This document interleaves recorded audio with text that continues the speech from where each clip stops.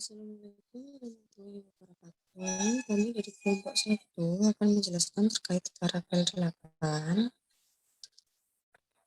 Sebelumnya, perkenalkan, saya Siti Zuratuna Roma, NPM 067, dan teman-teman saya, Alfiana Harani, NPM 098, Aldo Vino Pranayubi, NPM 126, Vicky Amrullah Elhaq, NPM 191. Yang pertama, kita akan menuju ke pengertian. Jadi pengertian Laravel adalah framework berbasis PHP yang dibangun dengan konsep MVC yang dikembangkan oleh Tyler Otwell pada tahun 2011. Laravel ini adalah sebuah framework yang dirancang untuk meningkatkan pengalaman bekerja dengan aplikasi dengan menyediakan sintaks yang ekspresif, jelas, dan dapat menghemat waktu. Kemudian untuk sejarahnya, seperti yang saya sebutkan bahwa yang pertama kali adalah dibuat oleh Tyler Otwell pada tahun 2011, yakni pada Juni meliris Laravel 1, kemudian September 2011 Laravel 2, yang mana fitur-fiturnya ini sudah mendukung controller yang pada Laravel 1 belum ada. Pada Laravel 3 ya dirilis pada 2012 ditambahkan fitur baru yakni CLI atau Command Line Interface. Kemudian pada Mei 2014 merilis Laravel 4 yang sudah menggunakan Composer. Kemudian Laravel 5 pada 2015, Laravel 6 2019, merilis Laravel 7 pada 2020, dan yang terakhir pada September 2020 mereka merilis Laravel 8. Nah, untuk fitur-fitur dari Laravel 8 ini, yang pertama adalah Laravel Jetstream, di mana Jetstream untuk scaffolding-nya itu mempengaruhi penambahan beberapa fitur seperti login registration, email verification, dan lain-lain. Kemudian ada model directory, berbeda dengan versi sebelumnya, yang modelnya itu diletakkan langsung di bawah directory app. Pada Laravel 8 ini dibuatkan directory sendiri. Kemudian ada model factory classes, di mana pada Laravel 8 ini model factory-nya sudah berbentuk atau sudah berbasis kelas. Fitur selanjutnya ada improve rate limiting, kemudian improve maintenance mode, dan dynamic rate component. Kelebihan Laravel ini yang pertama, website menjadi lebih scalable atau mudah dikembangkan. Yang kedua, terdapat namespace dan tampilannya membantu untuk mengorganisir dan mengatur sumber daya website. Dan ketiga, ada proses pengembangan menjadi lebih cepat, sehingga menghemat waktu karena Laravel ini dapat dikombinasikan dengan beberapa komponen dari framework lain. Nah, dua tools andalan dari Laravel ini ada Composer dan Artisan. Composer merupakan tool yang di dalamnya terdapat dependencies dan kumpulan libraries. Seluruh dependencies disimpan dalam format file composer.json sehingga dapat ditempatkan di dalam folder utama website. Kemudian Artisan ini merupakan command line interface yang dimiliki oleh Laravel yang menjawab sekumpulan perintah yang membantu untuk membangun sebuah website atau aplikasi web. Kemudian untuk menginstal Laravel ini, kita bisa menggunakan command prompt, kita arahkan ke directory sam/headdocs kita, htdocs. Kemudian copy perintah yakni composer create project, prefer this Laravel/Laravel coba 1, yang mana composer merupakan perintah untuk menjalankan composer, create project untuk membuat sebuah project, kemudian prefer this Laravel/Laravel ini untuk memilih versi paling stabil. Kemudian coba 1 ini misalkan kita membuat folder baru bernama coba 1 untuk menyimpan semua file-file kita. Selanjutnya adalah salah satu fitur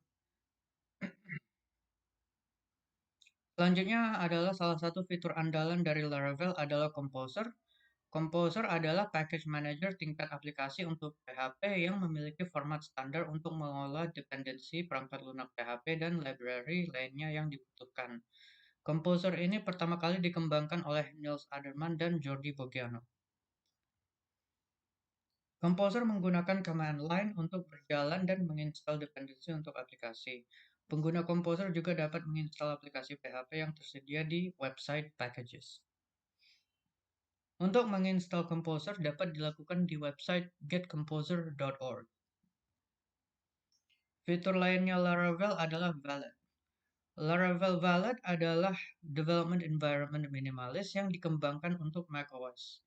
Laravel Valet mengkonfigurasikan sistem untuk selalu menjalankan Nginx di background saat startup. Kemudian menggunakan DNS mask, Valet bisa memproxy semua permintaan di domain.test untuk menunjuk ke situs yang diinstal pada sistem. Walaupun dikembangkan untuk Mac, Valet telah di-port ke Windows dan port ini dikembangkan oleh developernya sendiri dalam GitHub-nya dan dapat diunduh dari situ juga. Selanjutnya adalah konsep routing dalam Laravel.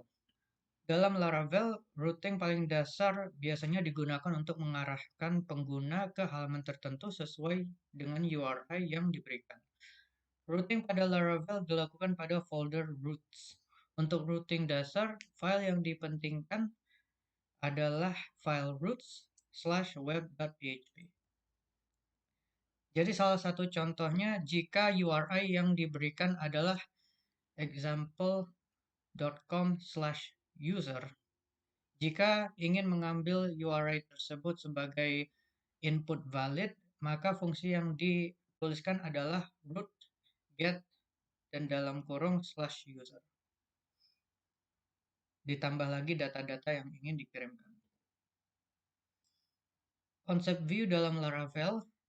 View adalah salah satu dari konsep MVC atau Model View Controller. Fungsi utama view adalah memisahkan logika controller dari logika presentasi dalam Laravel. File view disimpan di directory resources/views. Salah satu contohnya, jika ingin memberikan input seperti resources/views/greeting.blade.php, maka fungsi yang ditulis adalah root get dalam kurung slash, dan slash ini menuju ke base URL dan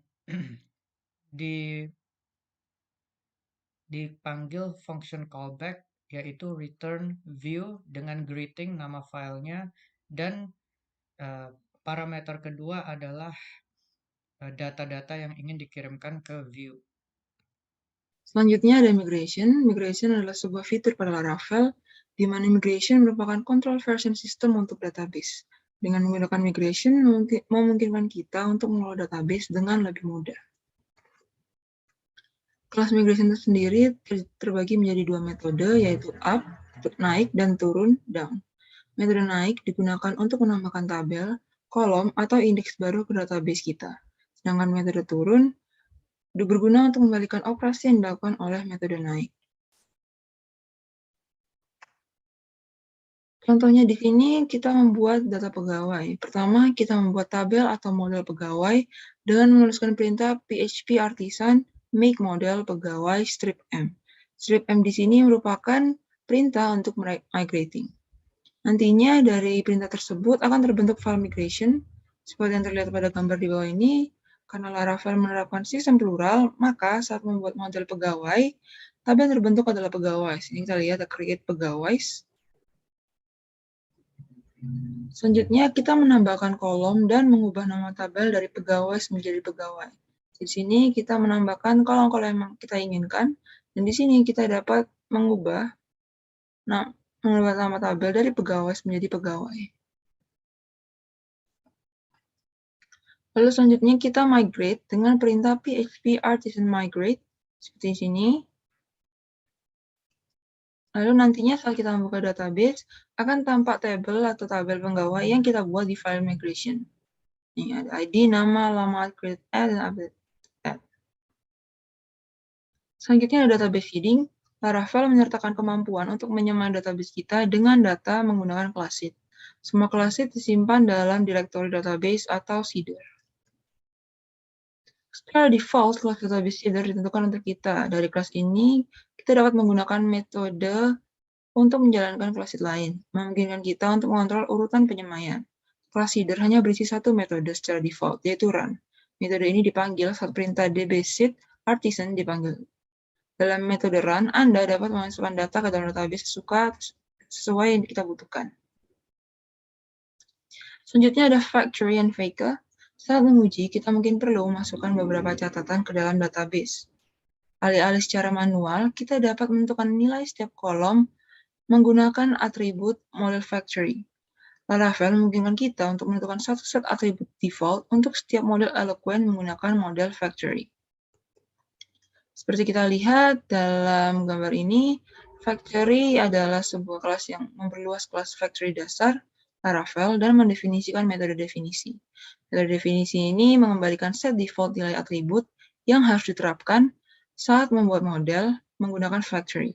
Melalui property faker, factory memiliki akses ke pustaka PHP faker yang memungkinkan kita untuk menghasilkan berbagai jenis data acak untuk pengujian dengan mudah. Faker sendiri adalah sebuah library PHP yang menghasilkan data dummy untuk kita, baik untuk bootstrap database, membuat dokumen XML yang bagus, mengisi ketukuran kita untuk mengujinya, atau menganonimkan data yang diambil dari layanan produksi. Faker tersedia untuk membantu dalam hal-hal tersebut. Faker sendiri tersedia dalam banyak bahasa, termasuk Indonesia. Kali ini kita akan mencoba membuat data dummy dengan menggabungannya dengan class seeding. Yang pertama, kita membuat class seeder, yaitu kita menggunakan PHP Artisan Makesheet dengan nama class seedernya adalah pegawai seeder. Kedua, pada class seeder itu kita menerapkan faker. Di sini kita menerapkan $faker name dan juga address. Lalu di sini juga ada faker create ID. Di sini berarti kita menggunakan data faker Indonesia. Next, kemudian kita menjalankan feeder dengan perintah PHP Artisan, yaitu di sini ada PHP Artisan DB seed. Nantinya pada database, data dummy akan mengisi tabel dan mengisi tabel, dan nantinya data ini bisa kita gunakan sebagai uji coba. Sini kita muncul. Selanjutnya ada Eloquent. Eloquent adalah sebuah fitur untuk mengelola data yang ada pada database dengan mudah. Eloquent ORM menyediakan fungsi-fungsi active record atau fungsi-fungsi query SQL untuk mengelola data pada database. Dan fungsi query-nya semua sudah dibuat dan disediakan secara default dalam Laravel. Jadi kita tidak perlu lagi mengetik ulang query-query dari SQL ini yang panjang-panjang. Nah, yang pertama kali ini kita masih menggunakan data yang sebelumnya. Di sini kita pertama mengubah protected table sebagai pegawai. Karena seperti kita tahu tadi, kalau sifat Laravel itu adalah plural, sehingga nama protected table-nya yang diketahui adalah pegawai. Karena kita pertama membuatnya itu adalah tabel pegawai, maka protected table-nya adalah pegawai. Tetapi di sini kita membutuhkannya pegawai, jadi kita ubah protected table-nya sebagai pegawai. Yang kedua, kemudian kita membuat pengaturan root untuk menampilkan data dengan Eloquent, juga supaya menjalankan controller pegawai controller.php. Di sini ada root untuk menjalankan controller. Selanjutnya, kita membuat controller dan view serta menjalankannya. Di sini adalah controller dari pegawai, dan ini ada view dari pegawai. Pada controller ini kita ada tulisan use app pegawai, ini untuk memanggil model dari pegawai.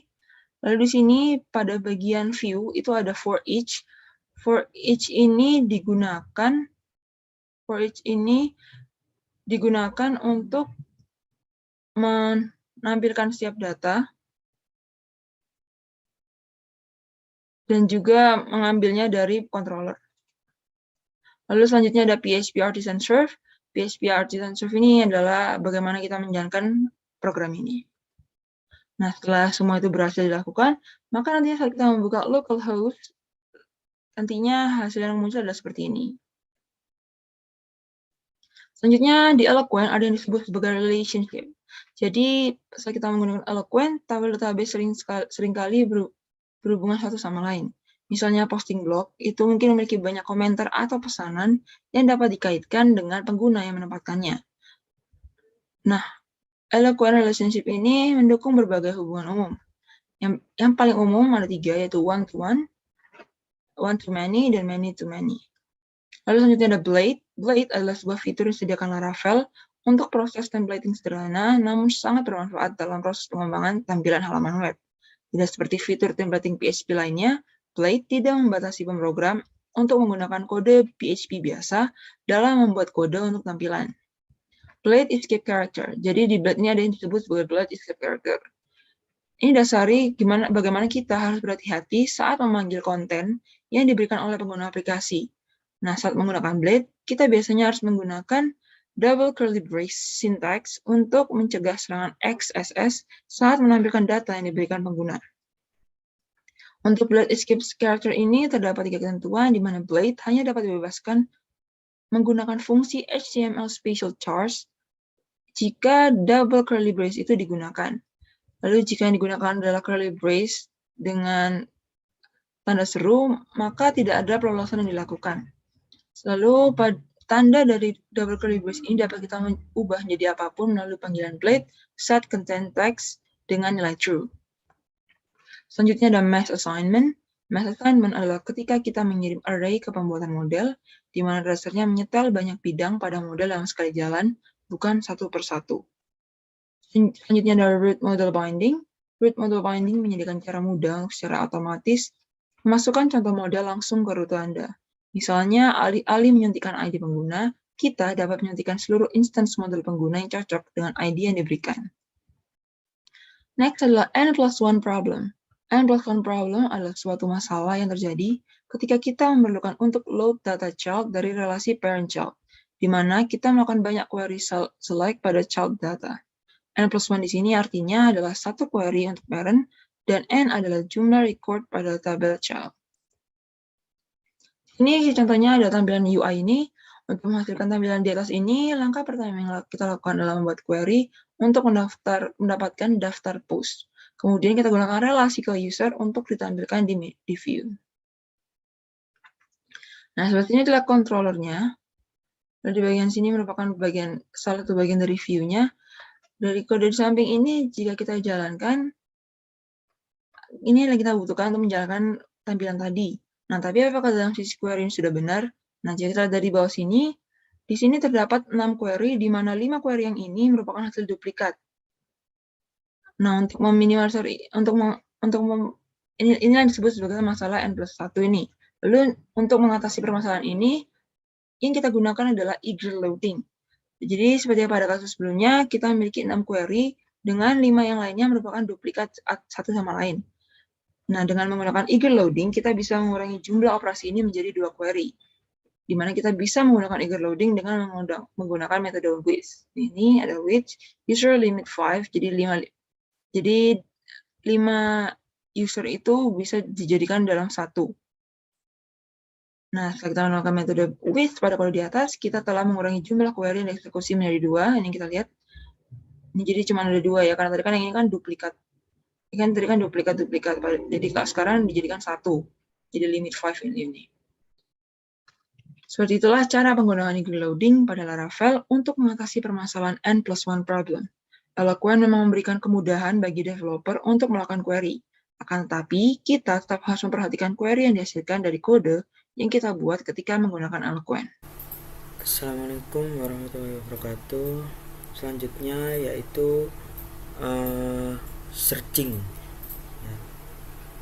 Fitur searching form pencarian adalah suatu hal yang penting untuk pengunjung karena dapat memudahkan untuk mencari hal yang diinginkan dengan cepat. Tanpa adanya fitur search, kemungkinan besar pengunjung tidak akan lama untuk menelusuri semua yang ada di dalam website bersangkutan.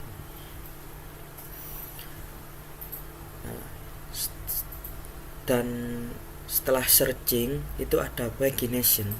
Ya, jadi search and pagination itu kalau di video referensi kemarin itu jadi satu penjelasannya. Nah, kemudian apa sih pagination itu?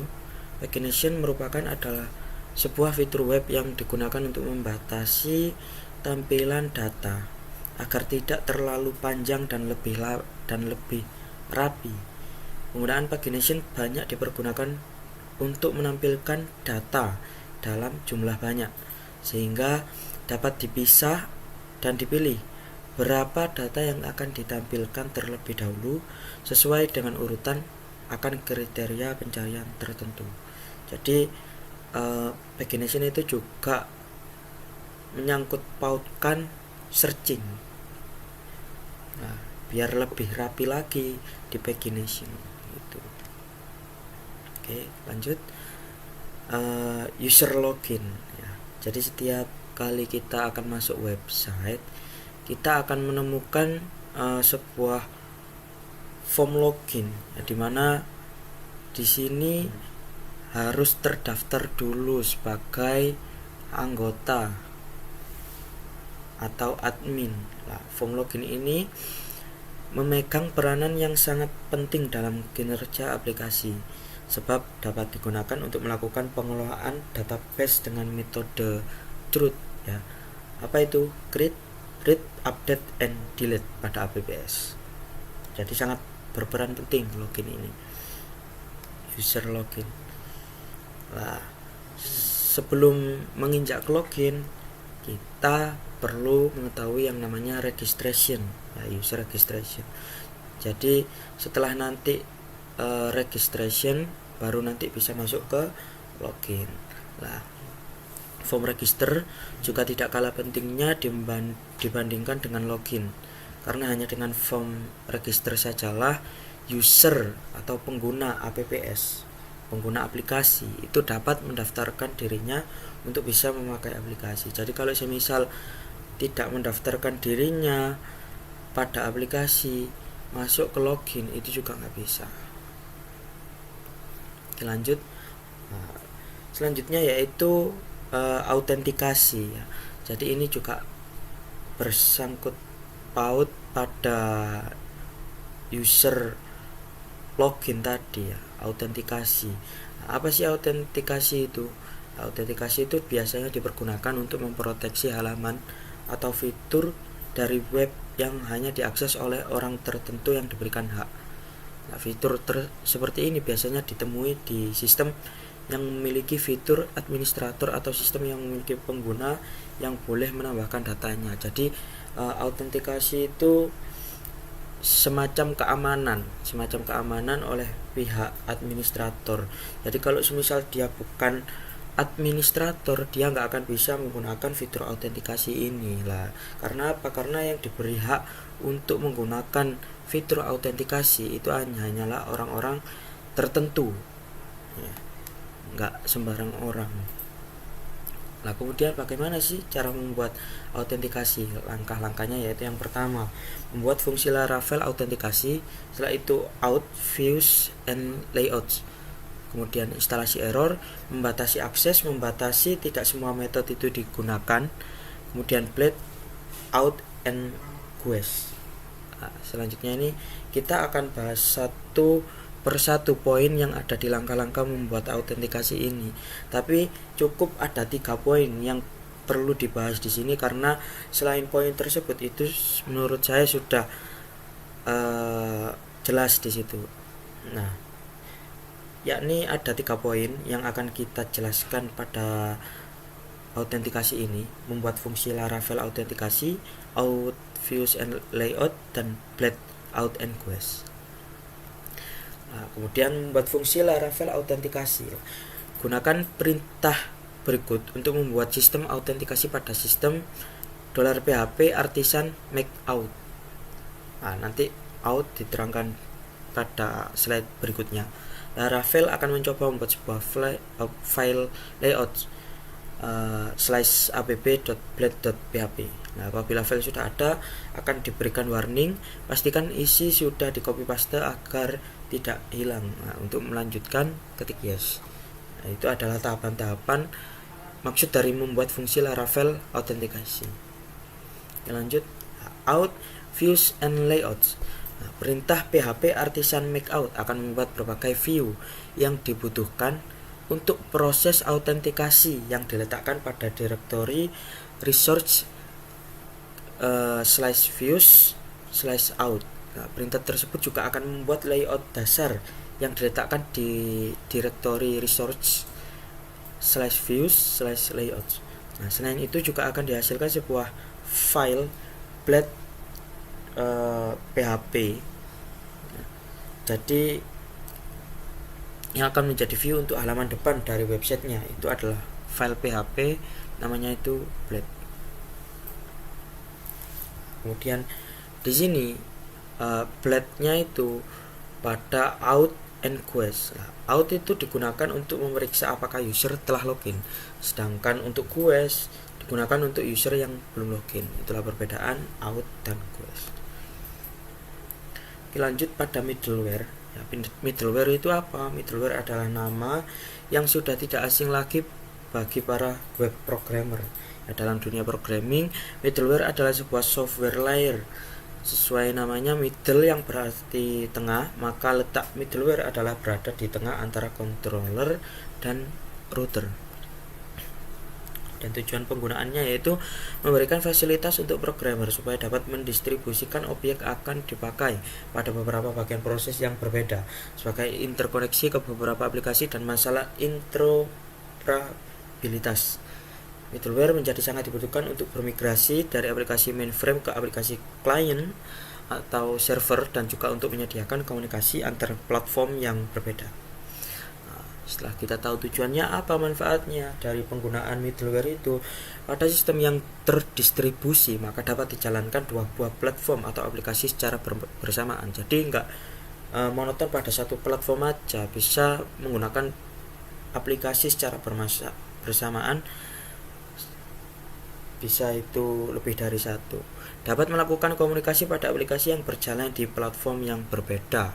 Adanya transparansi pada seluruh jaringan sehingga dapat menyediakan interaksi dengan layanan atau aplikasi lainnya. Nah, kemudian pada video selanjutnya itu diterangkan bagaimana cara pembuatan dashboard UI. Dashboard UI itu ada dua istilah sendiri-sendiri ya, dashboard sendiri dan UI itu adalah kepanjangan dari user interface. Nah, dashboard adalah sebuah user interface yang cukup unik ya. Ia berada di antara data dan desain. Tujuan utamanya juga membantu user untuk membuat keputusan yang tepat dan cepat berdasarkan dari data yang ada. Jadi dashboard itu ada sebuah rangkuman dari sebuah data. Nah, kemudian user interface itu adalah tampilan visual sebuah produk yang menjembatani sistem dengan pengguna. Nah, secara sederhana, UI adalah bagaimana tampilan sebuah produk dilihat oleh pengguna. Nah, jadi kalau dashboard UI berarti sebuah data yang membantu user untuk membuat keputusan ya, tapi ada tampilan visualnya untuk menjembatani sistem dengan pengguna. Itu yang dinamakan dengan dashboard UI. Nah, kemudian bagaimana sih contoh dashboard UI? Lah, contohnya seperti berikut. Di sini ada sebuah gambar di mana ada total visitornya berapa, total item yang dijual itu ada berapa, dan revenue-nya, statistikanya juga ada di situ. Transaksinya pun juga diperlihatkan. Transaksi terakhir, siapa aja yang sudah terkonfirmasi, siapa yang masih dalam menunggu pembayaran, siapa aja yang pembayarannya juga kadaluarsa. Baik. Nah, setelah itu ada di video berikutnya bagaimana sih caranya menggunakan membuat sebuah form post ya. Di situ diterangkan bahwasannya metode post dan get itu adalah dua hal yang berbeda ya. Lah, kalau di situ itu diterangkannya metode post bukan get ya, karena yang digunakan, yang dibuat itu adalah post form bukan get ya, menggunakan metode get. Nah, post itu metode yang sering dipakai pada form pendaftaran online, login, pembayaran online, form buku tamu dan lain sebagainya. Metode post sudah lebih baik dari segi keamanan dibanding metode get. Akan tapi keamanan metode post itu dapat lebih ditingkatkan lagi dengan HTTPS atau SSH. Nah, kemudian get ini metode yang biasanya dipakai pada form pencarian atau sebagai navigasi halaman web, dan metode get sebaiknya tidak dianggap sebagai suatu cara untuk mengirim data pada form. Metode get lebih baik digunakan sebagai suatu alamat web, jangan menggunakan metode get untuk form pendaftaran, form login atau form dengan informasi sensitif lainnya. Selanjutnya akan diterangkan oleh teman saya. Baik, selanjutnya adalah fitur validation and insert post. Setelah kita berhasil membuat bagian create post, kita akan membuat validation dan insert post dengan langkah-langkah. Yang pertama, validasi form create, menampilkan pesan error, menampilkan inputan lama, menyimpan data ke tabel post, menampilkan pesan sukses, memperbaiki bagian lain, dan fitur keamanan tricks editor. Selanjutnya ada fitur update dan delete post untuk melengkapi fitur CRUD. Nah, langkah-langkahnya dalam membuat fitur delete, membuat halaman delete, membuat halaman update, memperbaiki validasi slug, dan mengubah data. Untuk melengkapi fitur-fitur sebelumnya, ditambahkan fitur upload image, di mana nanti user dapat mengganti gambar yang sebelumnya diambil dari IPA Unsplash. Untuk langkahnya, yang pertama membuat input file, menentukan cara kerja proses upload, konfigurasi file store, membuat field image di tabel post, validasi image, dan menampilkan image pada post. Nah, kemudian ditambahkan fitur lainnya, yaitu preview, yang berguna untuk melihat foto sebelum diupload. Kemudian jika sudah berhasil diupload, kemudian gambarnya ini dapat diupdate atau diganti dengan gambar lain atau dihapus. Nah, ada authorization. Jadi authorization ini untuk membuat tingkatan user, yang mana misal ada dua jenis pengguna, user dan administrator. Nah, administrator ini dapat mengelola data dari user. Authorization ini menyediakan cara yang mudah dan terorganisir untuk pengecekan hak akses dengan dua cara, yaitu gates dan policies. Nah, jika kita menggunakan gates, bisa menggunakan metode allows dan finish. Nah, di sini ada contohnya, ada scriptnya. Misal di bawah ini VCDit akan menggunakan data user yang sedang login, sedangkan jika kita ingin custom data user pada authorize, bisa menggunakan metode for user pada VCDit.